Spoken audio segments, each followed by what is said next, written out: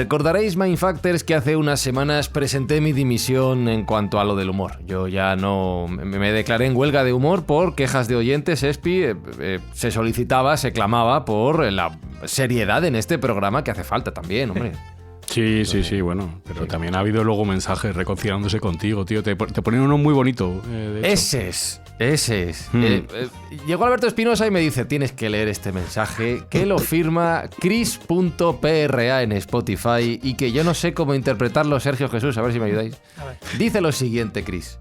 Fran es un poco Michael Scott, es un humor raro que no es para todo el mundo. A mí me costó pillarlo al principio, pero ahora no me imagino el programa sin él. Entonces, no sé si es bueno o es que soy un peaje que no te puedes saltar. Bueno, estás creando adicción, así que eso puede ser bueno y malo, depende de la dosis. Ya, Sergio, no sé yo qué decir. Yo es que no sé quién es Michael Scott. Vale, creo que es el de The Office, ¿no? Sí, es de Office, The Office. Bien, vale, es que no lo he visto, pero vamos. Puede ser que seas como el de Office, sí. De feo, seguro. ¿Y tú por qué me lo mandaste, Espi, entonces? ¿Porque te pareció bueno o malo? Me parece bonito, tío, porque Michael Scott de luego, empieza siendo un poquito... Pues mal, pero luego es un tipo entrañable, tío. Es un tío entrañable, Michael Scott. Como yo, ¿no? O sea, malo, claro, tío. Entrañable. Al principio cuesta, pero luego bien, tío. Vale. Luego no puedes vivir sin Michael Scott, tío. Claro, ni sin Fran. Me quedo con esa conclusión. Soy mal, pero entrañable. Gracias por levantarme el ánimo y espero que todos tengáis una buena semana. Buscamos los límites de la ciencia, el futuro de la tecnología, el alcance de la mente humana. Esto es Mindfacts. Bienvenidos a Mindfacts, donde cada semana buscamos los límites de la ciencia, de la tecnología y del cariño que nuestros oyentes tienen por los autores de este podcast.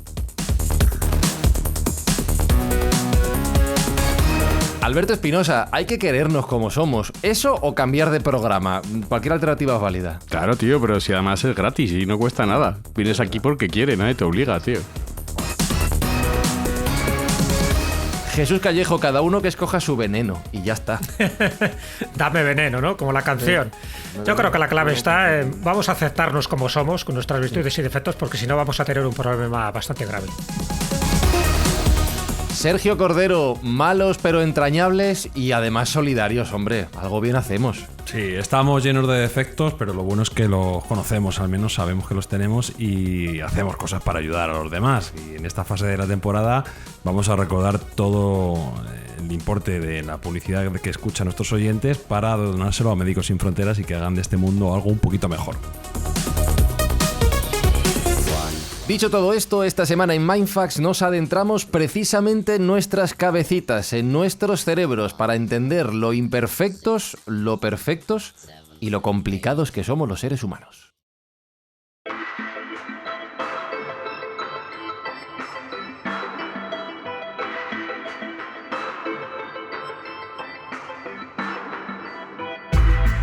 Y lo hacemos con un invitado que, Jesús Callejo, es aportación tuya. Hay que cuadrarse hoy, ¿eh? Hay que ponerse serio. Aquí vienen los mejores. Sí. Y nos faltaba Manuel.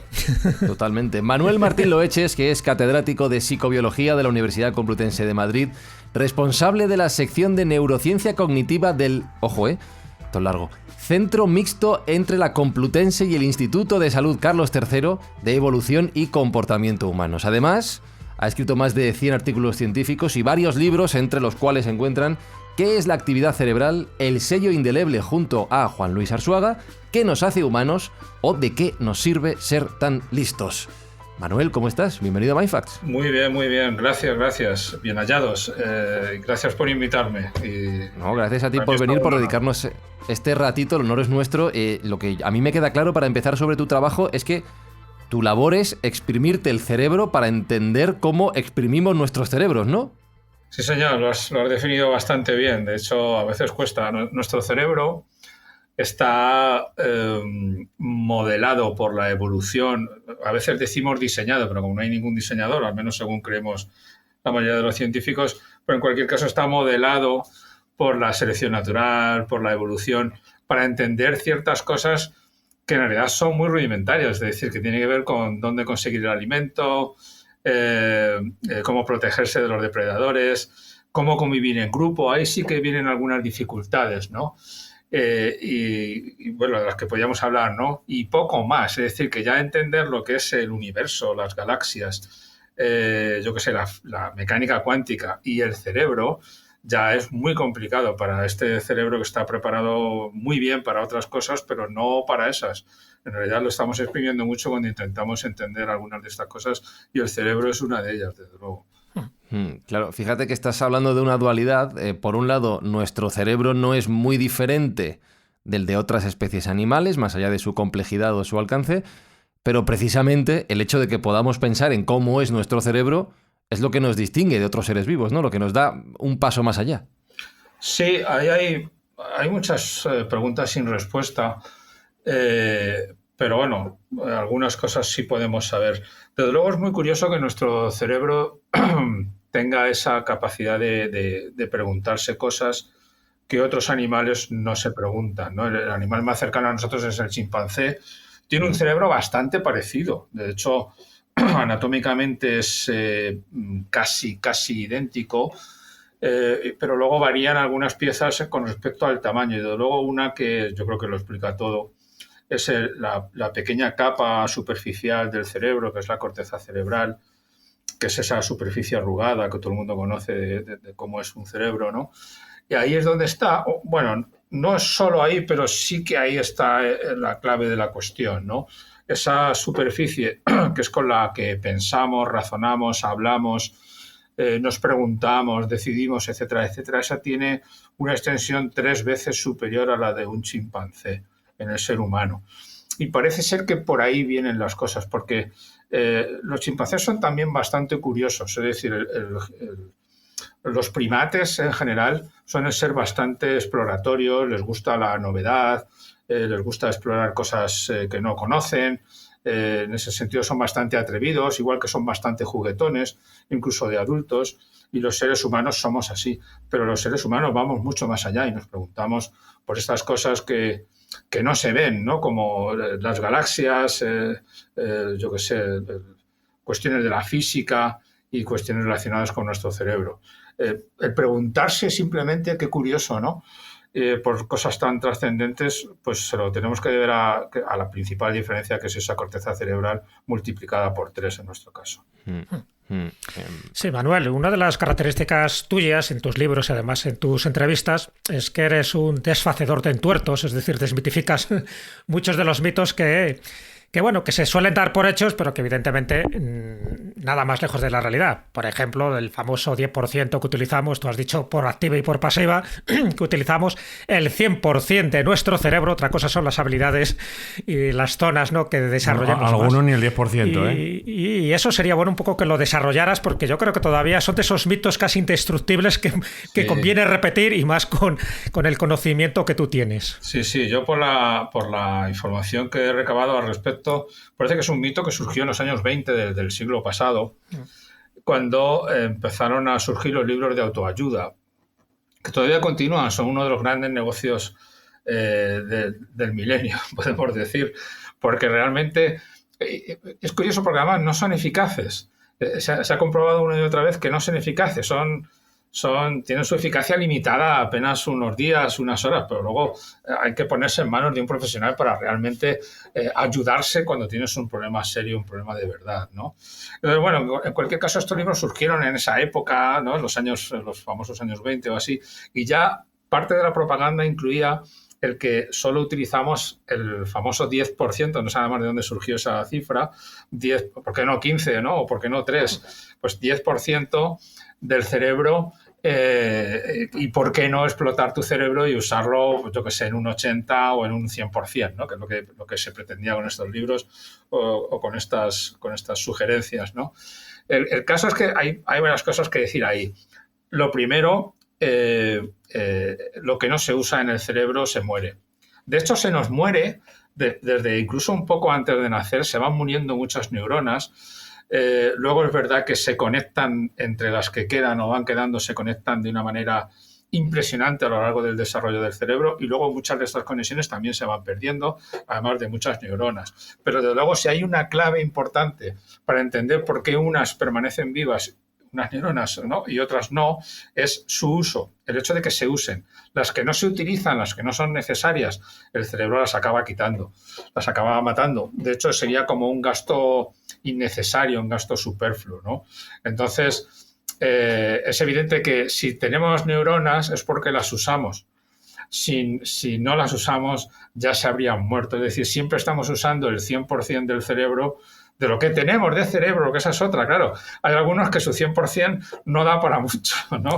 Hay otros que a lo mejor, yo que sé, con poco esfuerzo, pues da para bastante. Pero siempre el 100%, porque si no, ya no tendríamos neuronas. Y es verdad que con la edad se van perdiendo bastantes, ¿no? Pero las que quedan las mantenemos normalmente activas. Si no, ya las hubiéramos perdido. Entonces es una cosa importante, ¿no? A tener en cuenta que cada vez que una neurona recibe, o mejor dicho, envía información a otra neurona, la que recibe la información le envía un nutriente a la primera y ese nutriente la mantiene viva. Sin ese nutriente se mueren. Esos nutrientes, que además es una cosa interesante porque podemos fomentarlos con el deporte, en fin, estudiando, leyendo, etcétera, etcétera, ¿no? Son cosas que mantienen vivo al cerebro. Pero lo que tenemos siempre está funcionando. Pero me parece súper bonito, Sergio, la analogía que acaba de hacer Manuel, que describe un comportamiento de alguna manera comunitario de las propias neuronas, ¿no? La que le da información a otra recibe algo a cambio.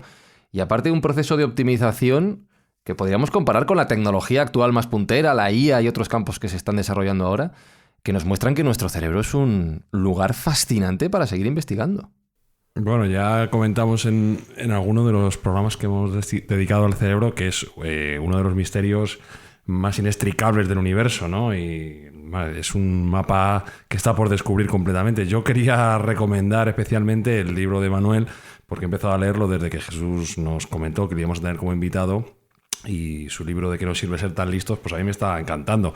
Entonces, pues quiero recomendárselo a toda la audiencia porque me recuerda mucho y tiene algunos capítulos pues que me resuenan a Daniel Kahneman, a Harari, a grandes pensadores, ¿no? Entonces, Manuel está jugando en esa liga. Sí, o sea, que estamos hablando de palabras mayores. Bueno, muchas gracias por tus palabras, desde luego. También es verdad, y eso creo que lo he dicho alguna vez, que en ese libro se reflejan las décadas de estudio que llevo dedicadas al cerebro. O sea, son 30 años que llevo estudiando el cerebro y el comportamiento humanos y en gran parte están resumidos ahí en ese libro. O sea que, para bien o para mal, ahí hay mucho conocimiento, ¿no? Pero en la línea de que decía Jesús de que hay esa falsedad de que solo se utiliza el 10%, sí que nosotros hemos dado el dato de que del cerebro solo se conoce aproximadamente el 2%.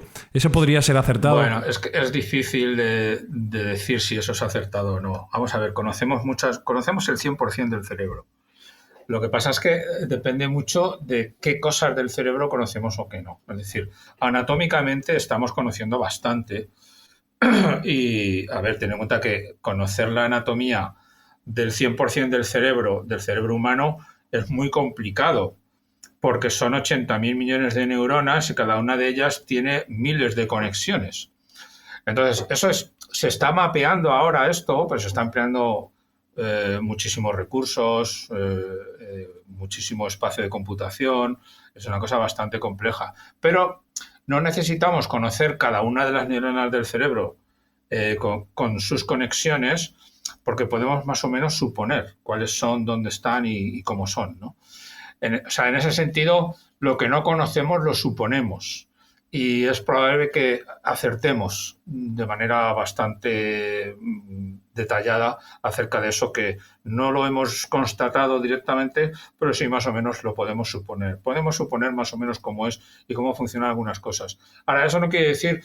A ver, a todo esto a lo que voy es que quizá el 2% me parezca una cifra que yo a veces he barajado también, ¿eh? Me parece una cifra muy baja. Yo creo que si porcentuamos el conocimiento en general del cerebro humano, estaríamos en niveles del 30-40%, quizá no el 40%, no lo sé, pero por ahí. Es decir, es mucho lo que sabemos ya, porque es verdad también que se va acumulando bastante en las últimas décadas y según pasa el tiempo las cosas van cambiando rápidamente. El estudio del cerebro sí que podemos decir que es algo, como pasa con la IA, con la informática, con todas estas cosas, que enseguida se quedan los conocimientos obsoletos. Vamos construyendo y obteniendo conocimientos muy vertiginosamente. Se hacen miles de estudios, se publican miles de estudios todas las semanas sobre neurociencia y vamos conociendo cada vez más. Lo que pasa es que sí que es verdad, ahí está un poco lo que comenzábamos hace un rato, ¿no? El cerebro humano tiene su complejidad y a nosotros nos cuesta entenderla. Entonces, tenemos quizá muchos datos y lo que nos queda, y yo creo que es un reto muy para el futuro, es poner un poco de orden en todos estos datos. Y ahí es posible, de hecho, que la IA nos ayude mucho a desbrozar un poco el bosque y poner un poquito de orden acerca de, bueno, pues qué y cómo hace las cosas el cerebro. En ese mapeo que se está realizando en el cerebro, ¿consideras tú que en el momento que seamos capaces de tener ya replicado todas las conexiones neuronales, etcétera, será el primer paso para crear un cerebro sintético o va por otra línea el estudio del cerebro como réplica? Bueno, vale, tengo dos respuestas. Bueno, eso se está haciendo y desde hace, yo creo que 20 años, lo que pasa es que cada vez se está sofisticando más. Piensa que empezaron por intentar replicar, bueno, que lo consiguieron más o menos, lo que es una microcolumna del cerebro de un mono, que significa que tiene una neurona piramidal gigante con sus miles y millones de conexiones locales, y eso simplemente necesitaba tal cantidad de computación que necesitaba de ordenadores gigantes, ¿no? Estoy hablando de hace 20 años. Esto se va aumentando, se va sofisticando, se van consiguiendo más cosas. Llegar a replicar, que es un poco por donde va tu pregunta, todo un cerebro humano, porque estamos hablando de una columna de un mono y las microcolumnas de un ser humano son algo más complejas, es decir, todavía tienen más información. Llegar a replicar algo así como el cerebro de un ser humano en su totalidad, yo creo que está al alcance, en algún momento lo podremos tener. Ahora no hay suficiente potencia de computación y de almacenamiento como para meter toda esa información en algún sitio, que no sea un propio cerebro, ¿vale? Pero el día que lo tengamos, yo tengo pocas dudas, aunque bueno, siempre alguna, de que se podrá hablar con ese cerebro, se podrá tener una relación como con un ser humano normal y corriente. Yo creo que sí. De hecho, al fin y al cabo, con lo que pensamos, nos emocionamos, nos reímos, planificamos y demás, es con un sustrato físico que está dentro de un cráneo. O sea, es con esto que tenemos en la cabeza. No hay más. Y en la medida en que eso lo podamos replicar, tanto a nivel físico, que eso tampoco estamos tan lejos, aunque hablamos de décadas, ¿no? Pero también se están replicando neuronas. O lo podamos replicar a nivel de informática, de información en computadoras. En la medida en que lo podamos replicar, podremos tener los mismos resultados que una persona. Yo lo creo, vamos. Anótate, Fran, llamar a Manuel el día que pase. Venga, va. Y hacemos un Mindfast especial del tema. Vale. Yo creo que en lo que estamos todos de acuerdo es que posiblemente el mayor misterio, y mira que hay varios misterios ahí por dilucidar, posiblemente esté en el cerebro humano, ¿no? Por la cantidad de cosas que pasan dentro de nosotros mismos, dentro de un cerebro, que claro, no olvidemos, estamos hablando de algo físico, porque tiene neuronas, hay sinapsis eléctricas, hay todo un proceso químico, pero a la vez hay una mente, y la mente es donde yo creo que ahí está esas conexiones tan maravillosas, porque la mente genera ideas, emociones, en fin, imaginación, el sentido del yo, ¿no? Yo creo que todo ese tipo de cosas es lo que genera ese misterio.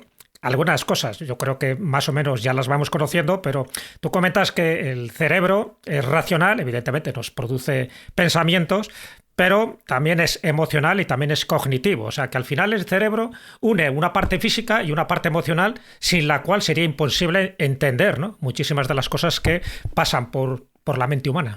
Sí, pero permíteme una observación. Has hablado de la mente como si fuera algo ajeno al cerebro, pero es que en realidad la mente es el resultado del funcionamiento del cerebro, es el resultado de parte del funcionamiento del cerebro. Y además solo una pequeña parte, porque creo que ahí sí que anda en torno al 3%. Es decir, la mente sin el cerebro no existiría, y la mente, como parte consciente o sensaciones subjetivas, no es otra cosa sino que parte de esa actividad cerebral genera estas experiencias subjetivas, ¿no? Entonces, todo eso que tiene que ver con la imaginación, la identidad y todo eso es producto de la actividad del cerebro, y la actividad consciente es también parte de ese producto, ¿no? Entonces, me estás hablando en fin, quería aclararlo porque para mí es una cosa muy, hombre, muy importante.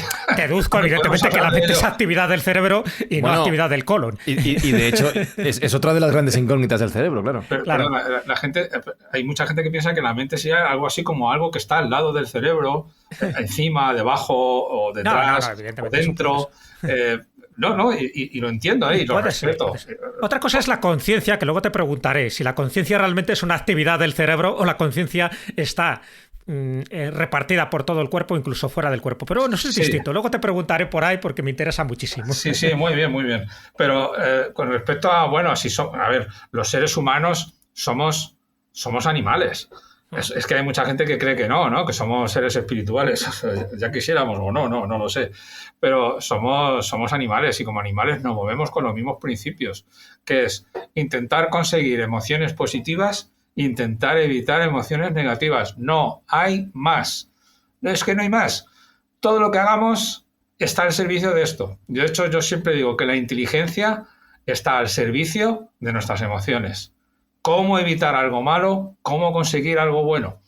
Otra cosa, que es lo que seguramente se explicará por esta multiplicación por 3 de la corteza del chimpancé, ¿no? Entre otras cosas, la cosa es qué tipo de emociones vamos persiguiendo.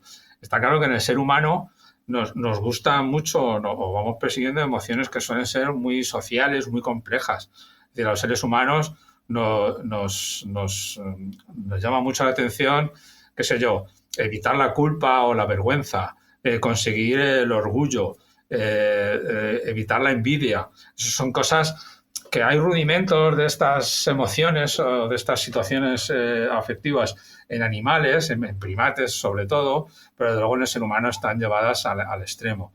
Entonces, lo que queremos por encima de todo es sentirnos orgullosos, no sentirnos culpables, no tener vergüenza. Y en eso dedicamos nuestra inteligencia, nuestros recursos, nuestra inteligencia, que a veces no lo parece, pero en general es así. De hecho, yo siempre pongo el ejemplo del viaje a la Luna, ¿no? De cómo se hizo movido por el orgullo de una nación, cómo luchaban, ¿no? Lo que era la Unión Soviética de aquel entonces con los Estados Unidos para ver cuál de los dos llegaba a la Luna antes. Y había que gastarse el dinero y los recursos humanos y económicos que fuera necesario con tal de demostrar que somos los mejores. Eso es lo que nos mueve. Entonces, cuando tú te metes en el cerebro y dices, vale, voy a ver dónde están las áreas que se dedican a las emociones o las estructuras, y dónde están las áreas que se dedican a la inteligencia, a lo racional. Pues resulta que cada vez se va viendo, y está bastante claro ya a estas alturas, que es que no son tan separables. Es verdad que hay regiones del cerebro, perdón, como puede ser la amígdala, por ejemplo, que es como muy emocional por excelencia, pero esta estructura, por ejemplo, participa en muchísimos procesos cognitivos, como la atención, la memoria, e incluso el significado de algunos términos del lenguaje, ¿no? Y cuando te vas a las partes más racionales del cerebro, como puede ser que todo el mundo dice, no, los lóbulos frontales, ¿no? La corteza prefrontal dorsolateral, ¿no?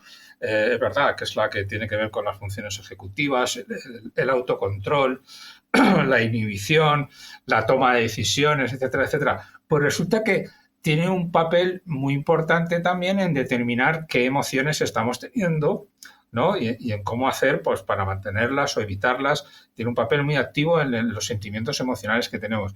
Y de hecho hay algunos autores, aunque yo no me posiciono en esta postura, ¿no? Pero hay muchos autores que hablan del cerebro cognitivo emocional como todo junto, como si no fueran separables, fueran un mismo sistema.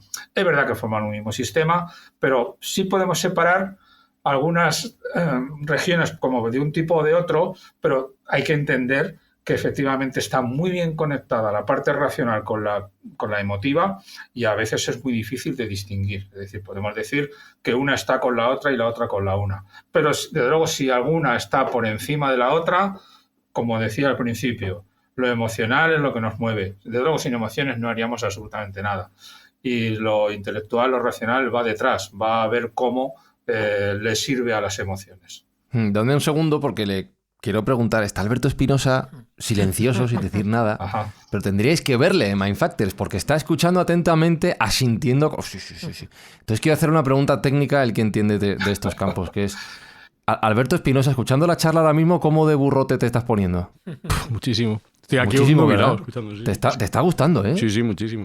¿Tú crees que a la gente le estará gustando? ¿Nos dejarán comentarios? Pues entiendo que, ¿Sí? no sé, cada uno pues habla de todo, ya sabes, Bueno, aquí cómo funciona el personal. Sí, hombre, dejadnos vuestros comentarios, ya luego los leemos. Bueno, a mí me está Desde encantando luego, la charla. lo que tiene que hacer es escuchar, porque lo que está contando es muy interesante. Estoy de acuerdo.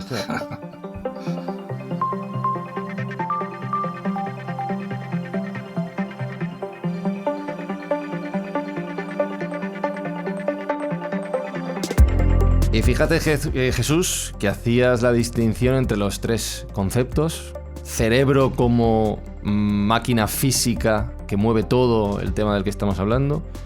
Mente como resultado de muchas de las expresiones de los procesos físicos que se llevan a cabo en nuestro cerebro. Pero apuntabas a un tercer término que aquí además está sujeto a interpretaciones, debates, percepciones, que es conciencia. Sí, además que se ha puesto muy de moda últimamente por la última novela de Dan Brown. La última novela de Dan Brown es El último secreto y él establece una teoría que no es suya, sino que ya hay otros psicólogos, psiquiatras que la han manejado hace tiempo, entre ellos José Miguel Gaona, el doctor Gaona, que él comenta, y ha comentado hace tiempo, que la conciencia podría estar alejada fuera de nuestro cerebro, con lo cual eso nos da pie, según él y según otros autores, para explicar determinados fenómenos parapsicológicos, como puede ser la telepatía, la precognición. Es decir, si la conciencia no está exactamente asociada al cerebro, sino que está en otro lugar, y ahí me gustaría, en fin, que nuestro invitado nos aclarara o nos dieras tu opinión, pues claro, eso sí que nos abre una puerta o un melón interesantísimo que también en parte estaría relacionado con la espiritualidad y también estaría en parte relacionado con eso que llamamos fenómenos parapsicológicos. ¿Cuál es tu opinión, Manuel? Nada, todo mentira. Ahí al doctor Gaona, como nos escuche. Ni Gaona ni nada, fuera. Bueno, yo tengo una más técnica, a ver si te pone más. A ver, lo voy a justificar. Vamos a ver, la conciencia sigue siendo un misterio, no lo vamos a engañar. De hecho, hay conocidas y publicadas hasta 350 teorías acerca de qué es la consciencia y cómo se genera, ¿vale? Cuando hablamos de consciencia, hablamos de estas experiencias subjetivas que cada uno se supone que tenemos. Digo se supone porque solo yo soy consciente o solo constato que yo tengo esa consciencia. Los demás no lo sé, supongo que la tenéis porque os pareceréis a mí. Esa reflexión es buenísima. Pero no hay más, ¿eh? No, pero lo digo en serio, buenísima en el sentido de que no somos capaces de entender cómo el resto del mundo percibe lo que les rodea. Claro, hombre, es una de las bases de la teoría de la simulación. Wow. Solo yo sé que solo soy yo. Los demás no lo sé, pueden ser simulados. Además, supongo que tendréis consciencia. Si no, me lo decís luego cuando terminemos. Pero ahí está. Por cierto, no sabemos... Manuel, ¿conciencia o consciencia? ¿Qué diferencia? También, en realidad son equivalentes. Yo recuerdo que Francis Crick fue un premio Nobel porque describió junto con Watson, que eso ha fallecido recientemente, cómo era la doble hélice del ADN. Luego se dedicó al cerebro, se dedicó a varias cosas. De hecho, promovió una teoría del origen de la vida como fuera de la Tierra, ¿no? Y ese tipo de cosas, una cosa muy rara. Y luego se metió en neurociencia y se dedicó a estudiar la consciencia. El hecho de tener un premio Nobel le hizo ser así de valiente, porque normalmente siempre fue un tema tabú, ¿no?, en neurociencia. Entonces él decía que cuando quería poner nervioso a un periodista que le preguntaba por conciencia, él contestaba consciencia con S, ¿no? Y si era al revés, pues lo decía al revés. Pero es verdad que más o menos son equivalentes. A mí particularmente me gusta más consciencia como equivalente a la actividad mental, porque conciencia, para mí, por lo menos, tiene más una connotación de moralidad, ¿no? De tener limpia la conciencia o de tener... En fin, es algo distinto, ¿no? Entonces, bueno, me da igual, pero yo uso consciencia. Entonces, como decía, ¿qué es eso de la conciencia? No lo sabemos. De hecho, es verdad que gran parte de esos 350 teorías, ¿no? Gran parte, o por lo menos una parte notable, tienen que ver con la física cuántica, con la mecánica cuántica, y ese tipo de cosas. ¿Cómo puede interactuar y a qué nivel y de qué manera una cosa que no es material con una cosa material y tal y cual? Que no deja de ser sino, en fin, una muestra más de nuestra ignorancia acerca de qué es eso de la conciencia. Es decir, muchos modelos lo que hacen es, por ejemplo, uno muy, muy famoso, que es el de Hameroff y Penrose, que también es un premio Nobel, ¿no? Que hablan de que se pueden conectar la conciencia con el cerebro a través de los microtúbulos, porque tiene una composición cuántica especial y tal. Pero es que no terminan de entender qué es exactamente qué es lo que conecta con los microtúbulos. Es decir, seguimos ignorando qué es eso de la conciencia. Dicen que es algo inmaterial, pero no lo sabemos. Entonces, en cualquier caso, es verdad que se lleva muchos años estudiando. Se ha invertido mucho dinero en intentar entender la conciencia. De hecho, ha habido debates y sumas ingentes de dinero dedicadas a intentar dilucidar algo, y no se consigue poner de acuerdo la comunidad científica ni acerca de qué es, ni acerca de qué partes del cerebro o qué actividad cerebral provoca esa actividad subjetiva. Hay como, por encima de todo esto, hay como una sensación interesante, para mi gusto es muy interesante, de que en realidad la conciencia no tiene una utilidad. Es como algo que ocurre, qué sé yo, como es una metáfora que yo uso mucho, como el ruido del motor. Ocurre porque tiene que ocurrir, porque se da una composición de elementos físicos que actúan de determinada manera, y dan como resultado fenómenos conscientes. Pero esos fenómenos conscientes en sí no tienen una capacidad causal, no pueden causar nada, son siempre una consecuencia de una actividad cerebral. Y la actividad cerebral que genera esa consciencia es la que a su vez genera otros fenómenos, pero no la consciencia en sí, es algo paralelo. El ruido del motor es parecido, es decir, lo que mueve el coche es el motor y su funcionamiento, y eso pues de casualidad, digámoslo así, o como epifenómeno, genera un ruido que no es necesario en absoluto, ¿no? Está ahí. Entonces la conciencia parece ser que es algo eso, pero poco más podemos decir, ¿no? Entonces sí que se sabe, que ya lo mencionabais, ¿no? Si está fuera del cerebro, o se sabe, bueno, se opina o se va imponiendo la idea de que la conciencia en sí no es algo que se aloja, digámoslo así, exclusivamente en el cerebro, sino que depende también del resto del cuerpo, en el sentido de que mucha de la información acerca de lo que tenemos en la conciencia o lo que es un fenómeno consciente no es exclusivo de la actividad cerebral, sino también de la actividad corporal. Pero claro, eso también se entiende si vemos que el cerebro está conectado con el resto del cuerpo de una manera fantástica. Es decir, tiene conexiones, todo lo que es el sistema nervioso periférico, que le llaman, porque el cerebro está en el central, es una cosa impresionante. Y entre otras, un nervio muy, muy curioso, que es el nervio vago, tiene un nombre que todo el mundo piensa que es porque tiene apenas trabajo. No hace nada. Y no tiene nada que ver, al contrario. Tiene mal marketing. Sí, ciertamente. Es porque, por lo visto, viene de una palabra latina que tiene que ver con vagar, con divagar, con viajar. Como los del ojo vago, tiene mala prensa. Bueno, eso no. Con eso no. Entonces, es un nervio larguísimo, con inmensidad de conexiones, que nos conecta con las vísceras, con las principales vísceras, ¿no? Los pulmones, el corazón, el estómago, sobre todo, lo que es el sistema digestivo. Y todo ese tipo de información también forma parte de lo que es la consciencia. De hecho, en nuestra consciencia está la información de lo que hace el cerebro, pero siempre teniendo en cuenta y siendo consciente, digámoslo así, de toda esa actividad corporal. Por eso el cuerpo forma parte, si no ya de la conciencia, sí por lo menos del yo, de la identidad de un individuo. De hecho, esa famosa fantasía que antes la hemos traído un poco aquí, ¿no? De poder hablar con un cerebro solo. Es decir, yo recuerdo un cuento de Roald Dahl, creo que es muy conocido, de tener un cerebro en formol, bueno, en un líquido, en formol en realidad no, pero sí en un líquido que de alguna manera lo mantiene vivo. y que está conectado mediante un solo ojo al resto del mundo, ¿no? Y entonces pues el cerebro va viendo, percibiendo, va decidiendo y está viviendo como una persona dentro de ese cerebro. El cerebro en realidad necesita conectarse a un cuerpo para realmente recibir información, hacer algo con ella. Si no, es algo que no, en fin, nos ocurriría lo que decíamos antes, se mueren las neuronas por falta de uso, ¿no? Entonces el cerebro forma parte de un cuerpo y en realidad es el cuerpo donde deberíamos centrar nuestra atención respecto a lo que es la conciencia e incluso la mente, ¿no?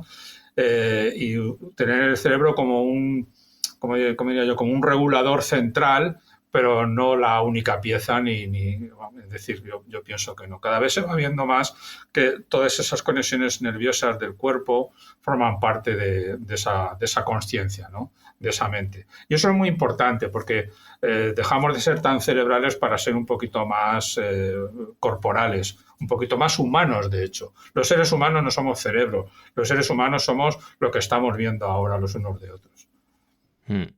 Sergio, esto que voy a decir es un halago, pero me da una rabia cada respuesta de Manuel porque hay una cantidad de melones que no podemos abordar.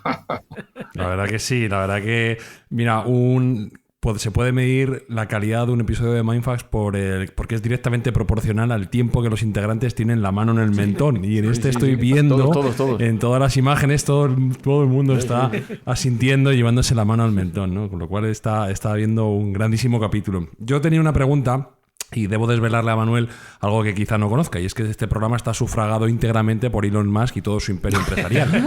Entonces, de ahí nuestro éxito y nuestra llegada a todo el mundo y a todas las plataformas, pero como contraprestación tenemos que hacer mención a alguna de sus innovaciones. Pero un momento, si él tiene todo el dinero, pues claro, tendrá que salir de algún sitio el dinero. Si él lo tiene todo, pues ya está, es fácil para él. Entonces, en tu libro he leído que haces una mención especial a la importancia evolutiva de la habilidad manual del ser humano.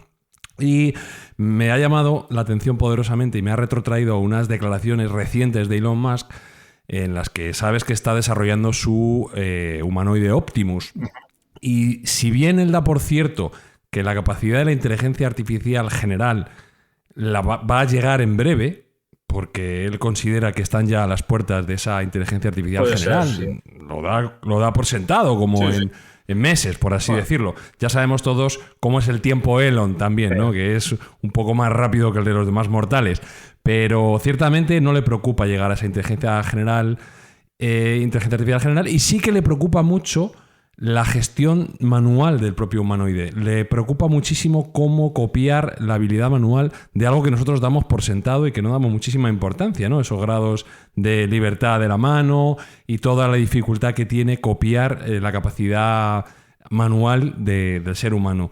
Cuéntanos un poco por qué ha sido importante y por qué reflejas en el libro que esa capacidad manual es fundamental en la evolución y cómo es un rasgo que damos casi por sentado, ¿no? Es algo que no le damos mucha importancia. Sí, es verdad que damos por sentado muchas cosas y es porque evolutivamente hemos desarrollado algunas cosas que nos parecen fáciles, pero son logros evolutivos muy, muy complejos, son realmente éxitos de nuestra evolución y entre ellos está la mano. Efectivamente, la mano, yo tengo la teoría, que además he publicado, de que si los seres humanos somos los únicos que tenemos arte dentro de los primates y dentro de nuestra línea evolutiva, de lo que llamamos los homininos, es porque la mano humana es especial. En su musculatura tiene una cantidad de músculos bastante grande y sobre todo tiene una capacidad el cerebro de manejarla bastante grande. Fíjate que hay una cosa muy significativa. Si uno mira la representación de la mano en la corteza cerebral, en su vertiente motora, es decir, la que mueve la mano, y en su vertiente sensorial, táctil, es decir, la que siente el tacto de la mano y los movimientos de la mano, nos daremos cuenta de que la representación de la mano con respecto al resto del cuerpo, incluyendo la cara, es bestial. Es decir, lo que el cerebro dedica a representar la mano, que no es otra cosa sino para sentirla y moverla con detalle, abarca prácticamente todo el cuerpo. Cada una de las manos está tan representada como el resto de nuestro cuerpo. Y esto quiere decir que, bueno, es un experimento fácil de entender. Si a mí me tocan la espalda o incluso en la tripa con los ojos cerrados y me intentan escribir letras, yo apenas las distingo. Pero si me lo escriben en la palma de la mano, incluso en un dedo, en las yemas de los dedos, en pequeñito incluso, puedo distinguir qué movimientos están ocurriendo. Entonces, eso quiere decir que la sensibilidad de la mano es brutal. Y además, no solo la sensibilidad, sino eso va acompañándose de unos movimientos muy finos y muy detallados. Piensa también que hay otra cosa con respecto a la mano, y esto pero que también abarca el cuerpo, y por ahí, fíjate, volvemos otra vez, si queréis, a lo de la conciencia en el cuerpo, que es muy curioso en los seres humanos. Todos los primates, especialmente los grandes simios, que son los chimpancés, los orangutanes y los gorilas, aparte de nosotros, bueno, y los bonobos, que son chimpancés también, tienen un desarrollo muy interesante del sistema motor, que es el sistema piramidal, que son unas neuronas piramidales gigantes que nacen en la corteza cerebral, que están en la corteza cerebral y mandan el axón directamente a la médula espinal. Son de los axones más largos que tenemos en el cuerpo, ¿vale? Eso solo lo tienen los grandes simios, los primates, los grandes simios y nosotros, y en todos estos animales lo tienen para mover las manos especialmente, ¿vale? El resto de los animales o el resto del cuerpo se mueve con otro sistema menos preciso. Eso que antes llamaban motilidad gruesa y motilidad fina, ¿no? Es un poco la distinción, pero bueno, ha evolucionado un poco. Bien, lo curioso es que a partir de esa especialización para las manos, en el caso del cerebro, del sistema nervioso humano, ese sistema piramidal de la motricidad fina se ha extendido al resto del cuerpo. Somos los únicos primates que tenemos motricidad fina en todo el cuerpo, no solo en las manos. Pero esto empezó por las manos. Si seguimos un poco ahondando, la representación de las manos que os comentaba antes no solamente es muy grande en nuestro cerebro, sino que si la comparamos con la del chimpancé, que siempre es el modelo que usamos, es que es también el doble de grande la representación. Y si ponemos la mano de un chimpancé al lado de la de un ser humano, la suya es bastante más grande que la nuestra. Es decir, algo hay en las manos que tiene que ver con la cognición humana y con el cerebro y con la evolución del cerebro humano. No necesariamente, aunque puede ser relacionado con la fabricación de herramientas. Y puede ser que vengan por ahí las cosas. Pero desde luego lo digo porque estoy pensando también, y por ahí viene algo también muy importante que se baraja, el hecho de que el lenguaje humano empezara siendo gestual, empezara siendo usando las manos, no la voz. Y con el tiempo acabó copándose o acabó usándose por la vocalización. ¿Y por qué esto es importante o qué indicios hay también? Pues porque el movimiento de las manos muchas veces en nuestro trabajo, en la fabricación de herramientas, si queréis, es secuencial. Tiene una secuencia de movimientos y esto es muy importante. Tiene una secuencia y no otra. Es decir, tú no puedes empezar, qué sé yo, partiendo la piedra partiendo la piedra de manera fina, sino que tienes que primero que dar unos toques grandes y luego seguir un orden de primero esta punta, luego la otra, etcétera, etcétera. Todo eso tiene mucho que ver con algo tan humano, que han dicho que es lo que más nos diferencia de los demás seres vivos, aunque yo ahí no lo sé, que es la sintaxis del lenguaje. Es decir, el lenguaje tiene unas reglas de combinación de sonidos que es algo único en el ser humano. Todos los demás seres parece que lo que hacen es hacer expresiones totalitarias, es decir, esto, y esto significa aléjate, o esto otro, que quiere decir quiero, y poco más. Nosotros hacemos secuencias de sonidos, secuencias de palabras, con unas reglas además que nos permiten entendernos unos con otros, y eso es la sintaxis del lenguaje, y eso pudo venir también por el uso de la mano. Teniendo una mano tan desarrollada como está en nuestro cerebro, es probable que el lenguaje viniera por ahí. Es decir, fijaos la importancia que tiene la mano en lo que es la evolución del cerebro humano y en lo que somos a día de hoy. Oye, ya que hemos hablado de Elon Musk, ¿qué te parece su última innovación y proyecto tecnológico? Es el Neuralink, eso de que los ciegos puedan ver y los paralíticos puedan caminar. ¿Cómo lo ves? Bueno, bueno, vamos a verlo. A ver, el futuro está en eso, desde luego. No es Elon Musk el único que lo está haciendo. De hecho, ya antes que él se incorporara a esta carrera, vamos a decirlo así, ya había bastantes empresas dedicadas a ello y sigue habiéndolas. Y se están haciendo desde hace tiempo muchos tratamientos incluso para enfermedades psiquiátricas como la depresión, el trastorno obsesivo compulsivo, el estrés postraumático, de lo que son inserciones de tecnología en el cerebro para realizar una estimulación precisa, que además ahora se va incorporando la IA para decidir en qué momento tiene que estimular qué y de qué manera y con qué intensidad. Esto está siendo revolucionario y muy importante. Y yo creo que algunas cosas se conseguirán, desde luego, bastantes cosas. Lo de ver, a ver, cuidado con esto, porque, por ejemplo, que un ciego pueda ver, si esta persona se ha vuelto ciega de adulto, sí es posible. Sí podría ser recuperable, tener un ojo artificial con todos sus millones de píxeles.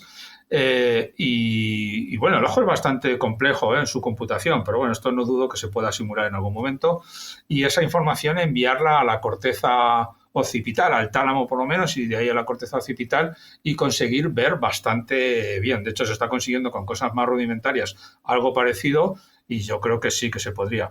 Ahora, como digo, tiene que ser alguien que haya visto en su vida los sistemas perceptivos y motores y otros más complejos en el cerebro tienen su ventana de desarrollo.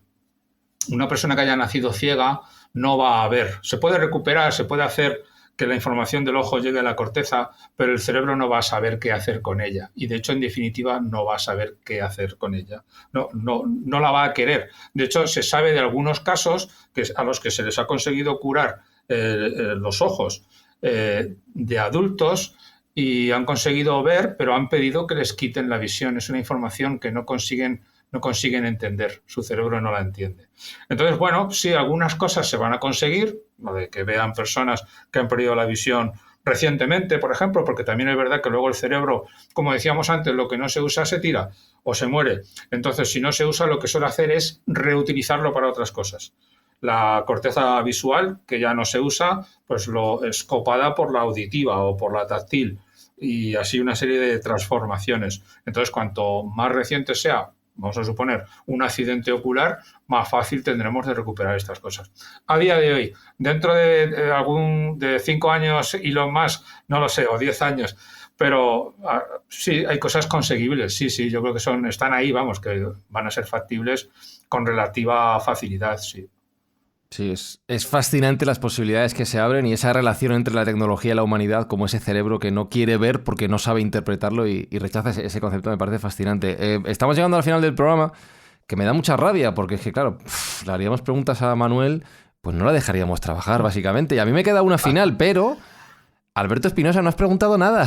Y no sé si quieres aprovechar para preguntar algo. No. Yo, estoy totalmente obnubilado, recapacitando todo lo que ha contado. Está de acuerdo. Dale la pregunta.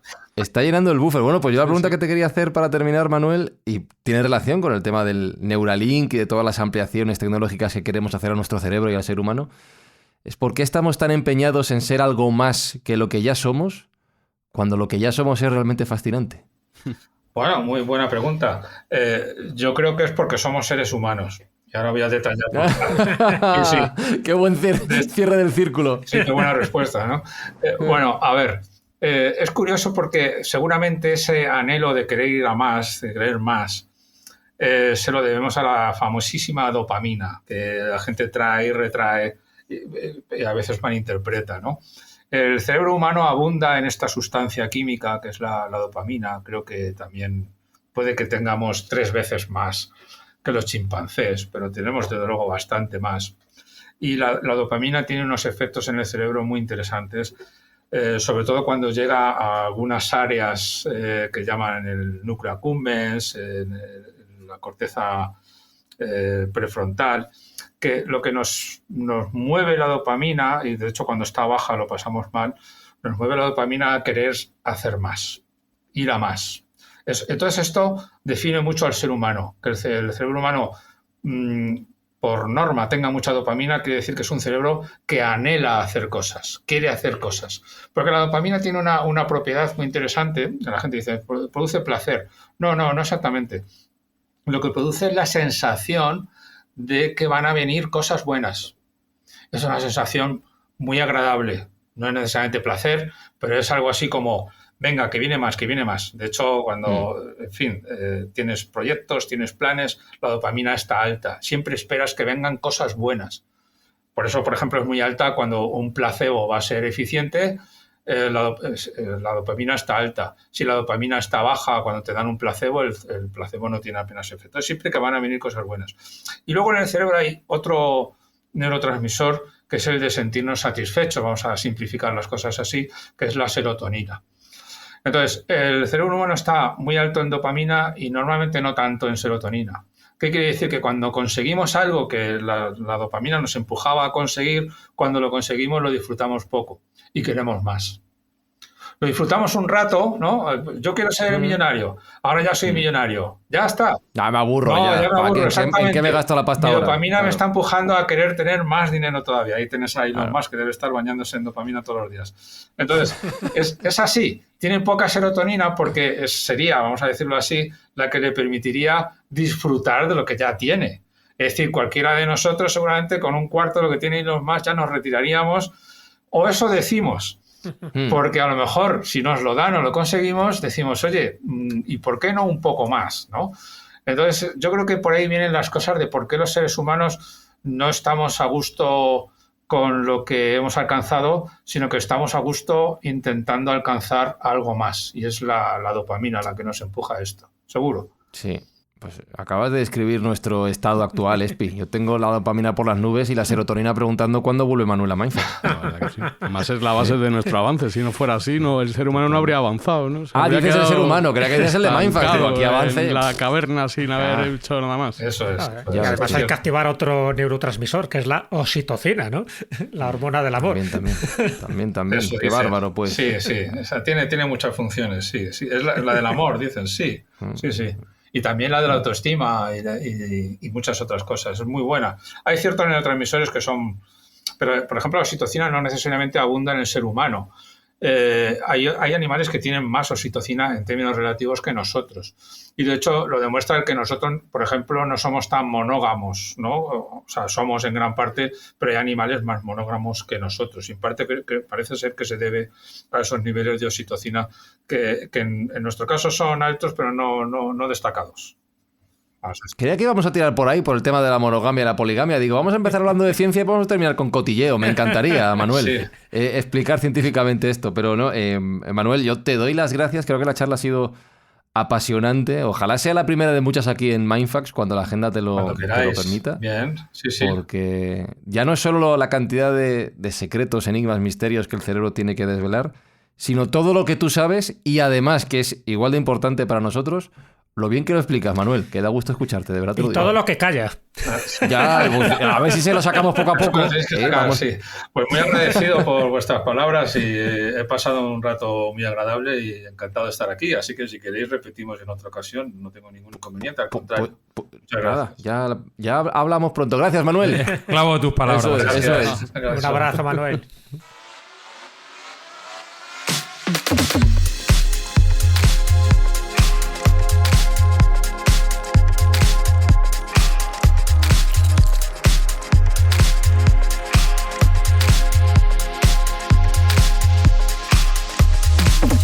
Me queda una pregunta para cada uno de mis compañeros. La primera es, Alberto Espinosa, ¿qué hemos aprendido hoy? Que nuestra inteligencia está supeditada a nuestras emociones. Que somos Bonito. animales y nuestras emociones mandan, nuestra inteligencia pues va ahí capeando como puede nuestras emociones. Qué maravilla. Jesús Callejo, ¿cuándo vuelve Manuel? Que la gestión la haces tú. Cuando él quiera, desde luego ya lo habéis visto, que, en fin, que es un auténtico maestro en todo lo que tenga que ver con la conciencia, con el cerebro y lo que nos queda por aprender, pero gracias a él cada día sabemos un poquito más.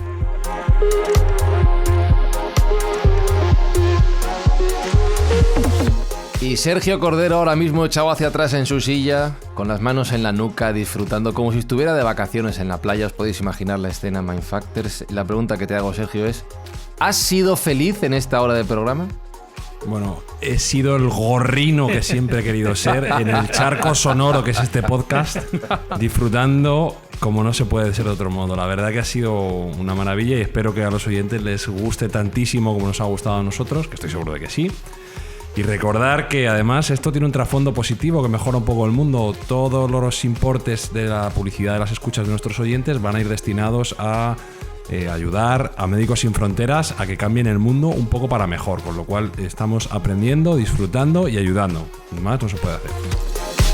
Pues ya sabéis, Mindfactors, que esperamos vuestros comentarios, vuestros mensajes. En Twitter somos @mindfacts_ y nos tenéis también en vuestra plataforma preferida de podcast para que nos dejéis vuestros comentarios, vuestras opiniones. No bajéis de 5 estrellas porque si no sería claramente injusto. Somos tan humildes como buenos y nos esperamos aquí, os escuchamos aquí la semana que viene en Mindfacts. Chao, chao, chao, chao, chao, chao, chao, chao.